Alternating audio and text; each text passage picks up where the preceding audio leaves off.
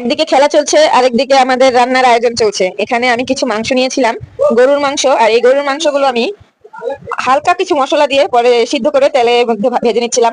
আর কালারটা দেখেই বুঝতে পারতেছেন কত মানে সুন্দর আসছে কালারটা। একদম হালকা মশলাতেও না গরুর মাংস ভাজা কিন্তু খুবই ভালো লাগে।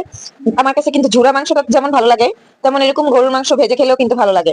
আমি প্রথমে সিদ্ধ করে এরকম তেলে ভেজে নিয়েছি, পরে আবার এরকম ডুবো তেলে আবার একটু ভেজে নিয়েছি, যাতে সিদ্ধটা ভালো হয় আর খেতেও ভালো লাগে। ওইভাবে থেকে মানে এভাবে হালকা তেলের মধ্যে ভেজে নেওয়ার পর ডুবো তেলে ভেজে নিলে কিন্তু অনেক মজা হয়, অনেক ইয়াম্মি হয়। কালারটাও কিন্তু খুব সুন্দর হয়েছে।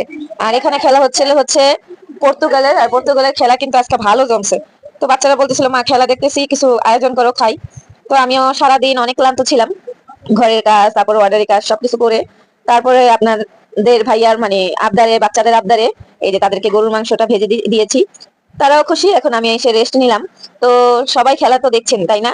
আপনারা কে কোন টিমে? আমার ছেলে কিন্তু পর্তুগালের টিমে। হয়তো আমার উচ্চারণটা ভুল আসতে পারে, তাও আপনারা দেখে নিবেন। আর আমরা সবাই হচ্ছে আর্জেন্টিনা, আমার ছোট ছেলে পর্তুগাল।